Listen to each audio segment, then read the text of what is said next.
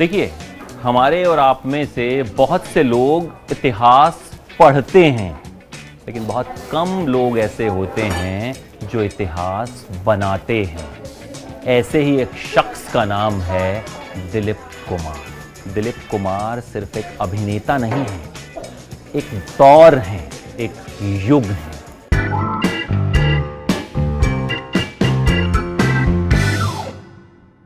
देखिए, दिलीप कुमार जो हैं वो पेशावर में पैदा हुए थे। उस वक्त हिंदुस्तान और पाकिस्तान एक ही था, बंटवारा नहीं हुआ था। और उनके पिता जो हैं वो ड्राई फ्रूट्स का बिजनेस किया करते थे। राज कपूर उनके पड़ोसी थे, तो आपस में खूब दोस्ती भी थी राज कपूर के पिताजी की और दिलीप कुमार के पिताजी की।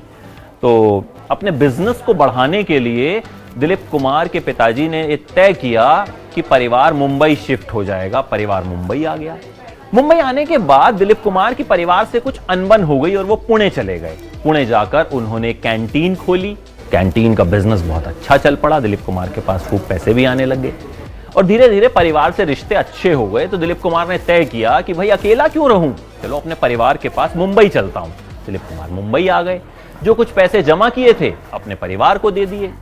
उसके बाद वो काम की तलाश करने लगे कि भाई शायद मुंबई में कुछ काम मिल जाए, लेकिन काम मिल नहीं रहा था।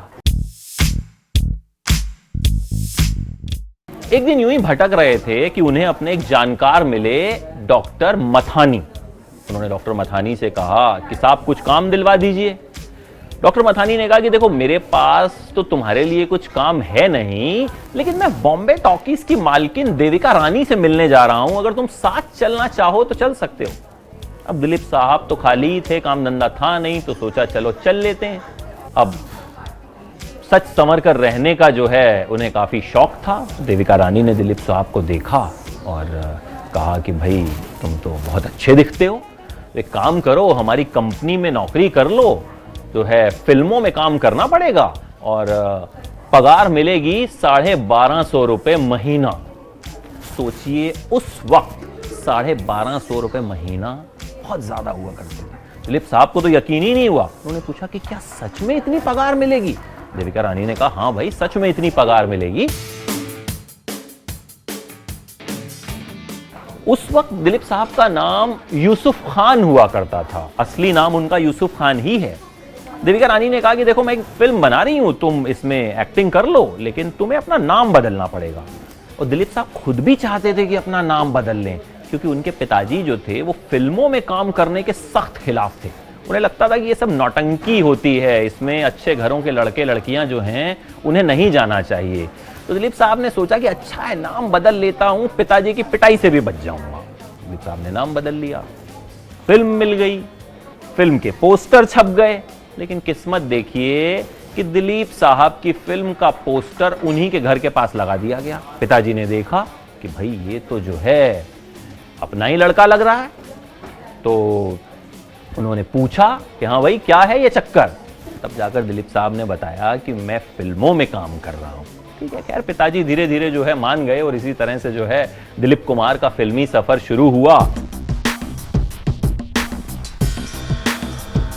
देखिए, दिलीप साहब ने अपने करियर की शुरुआत की थी फिल्म ज्वार भाटा से, जो 1944 में आई थी। ये फिल्म नहीं चली, लेकिन उसके बाद 1947 में आई उनकी फिल्म जुगनू, जो उनकी पहली हिट फिल्म थी। और इसी फिल्म ने उन्हें बॉलीवुड के सितारों की कतार में खड़ा कर दिया। 1949 में उन्होंने अंदाज फिल्म में जो है पहली बार राज कपूर के साथ काम किया। और उसके बाद दीदार और देवदास जैसी फिल्मों में गंभीर भूमिकाओं की वजह से उन्हें टाइटल दिया गया ट्रेजेडी किंग। दिलीप कुमार को हिंदी सिनेमा का ट्रेजेडी किंग कहा जाता है। जिक्र दिलीप साहब की मोहब्बतों का करना भी जरूरी है। देखिए, मधुबाला से उन्हें इश्क हुआ था फिल्म तराना के दौरान। फिल्म तराना के सेट पर मधुबाला से वो पहली बार मिले, दोनों को प्यार हो गया। दिलीप साहब शादी करना चाहते थे मधुबाला से, लेकिन मधुबाला के पिता इस रिश्ते के सख्त खिलाफ थे। दिलीप साहब ने तो मधुबाला से कहा कि चलो हम निकाह कर लेते हैं। एक दिन एक फिल्म की शूटिंग कर रहे थे, ढाके की मलमल। उसी फिल्म की शूटिंग के दौरान दिलीप साहब ने मधुबाला से कहा कि चलो आज ही मैं तुमसे निकाह करूंगा। लेकिन तुम्हें अपने पिताजी और मुझ में से किसी एक को चुनना होगा। लेकिन मधुबाला ने दिलीप साहब को कोई जवाब नहीं दिया। मधुबाला को खामोश देखकर दिलीप साहब वहाँ से चले गए और इन दोनों का रिश्ता खत्म हो गया। हालांकि बाद में नया दौर फिल्म की शूटिंग के दौरान विवाद हुआ। नया दौर फिल्म में पहले मधुबाला थी, लेकिन मधुबाला के पिता ने दिलीप साहब के साथ आउटडोर शूटिंग पर जाने से मना कर दिया, जिसके बाद कोर्ट केस हुआ। कोर्ट केस के दौरान दिलीप साहब ने भरी अदालत में यह कहा था कि योर ऑनर, मैं इस औरत से बेहद प्यार करता हूं। भरी अदालत में दिलीप साहब ने अपने इश्क का ऐलान किया था।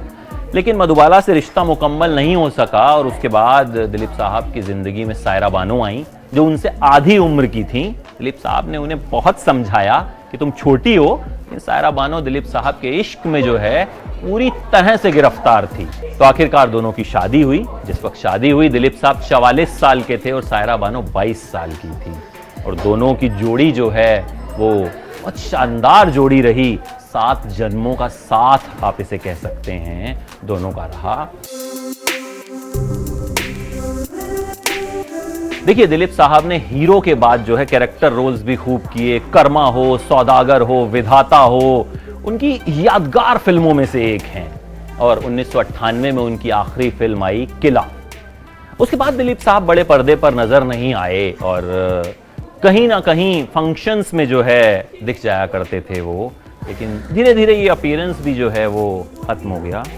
लेकिन देखिए, दिलीप साहब वो अभिनेता हैं जिनके आने के बाद हिंदी सिनेमा में सही मायने में अदाकारी की शुरुआत हुई थी। कहते हैं कि बोलती फिल्में तो शुरू हो चुकी थी, लेकिन उस वक्त ऐसा लगता था कि सितारे जो हैं, फिल्मी कलाकार जो हैं, वो एक तरह से बहुत आर्टिफिशियल एक्टिंग करते हैं।